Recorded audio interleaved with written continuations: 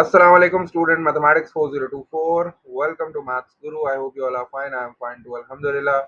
Grade 10 students, this is your maths second assessment syllabus. अच्छा, अब पहला क्वेश्चन ये है कि सेकंड असेसमेंट स्टार्ट कब से हो रहे हैं। तो इंशाल्लाह नवंबर के सेकंड वीक से स्टार्ट होंगे। ठीक है, मतलब तुम्हारे पास ऑटम ब्रेक है।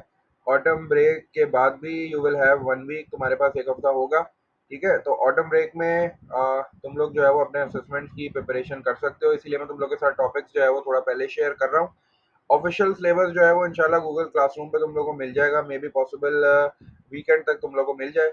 लेकिन ये है कि मैंने चूंकि टॉपिक्स जो है वो फाइनलाइज कर लिए हैं, तो तुम लोग के साथ शेयर कर रहा हूँ। सेकंड असेसमेंट का मैथ्स का सिलेबस ग्रेड 10 का वी हैव 3 टॉपिक्स। हमारे पास 3 टॉपिक्स हैं। एक तो ट्रिग्नोमेट्री है। ठीक है, ट्रिग्नोमेट्री तुम्हारे पास कंप्लीट है। कंप्लीट का मतलब ये है कि बेसिक प्लस फर्दर दोनों है। बेसिक का मतलब Pythagoras theorem, sine cos tan मतलब सोकट हुआ, और एलिवेशन डिप्रेशन आ गया। और इसके अलावा फर्दर ट्रिग्नोमेट्री में पूरे की पूरी चीज़ें आनी है, 8A 8B 8C 8D, मतलब साइन को साइन रूल भी आ रहा है। और वो जो साइन और कोसाइन की कन्वर्जन है, एक्सरसाइज 8 है वो भी आ रही है। एरिया ऑफ ट्राइंगल भी आ रहा है जो 8B है। इसके अलावा बेरिंग भी है तुम्हारे पास, और तुम्हारे पास 3D वर्ड प्रॉब्लम्स भी हैं। तो ट्रिग्नोमेट्री कंप्लीट है। ठीक है, इसके अलावा जो हमने टॉपिक रखा है दैट इज क्वाड्रेटिक इक्वेशन।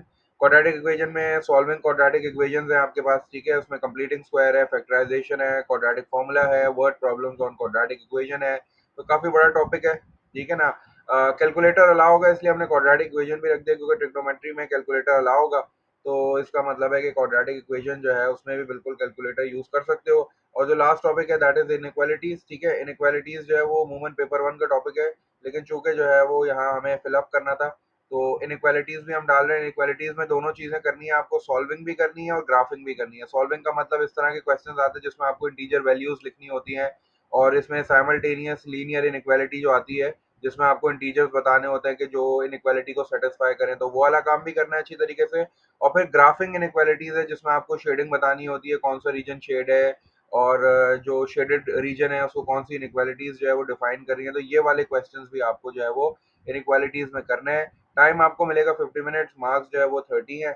ठीक है, इसके अलावा 5 मार्क्स आपको पता है वो आपके असाइनमेंट के होंगे। तो आपका जो असेसमेंट है वो टोटल 35 मार्क्स का बन जाएगा।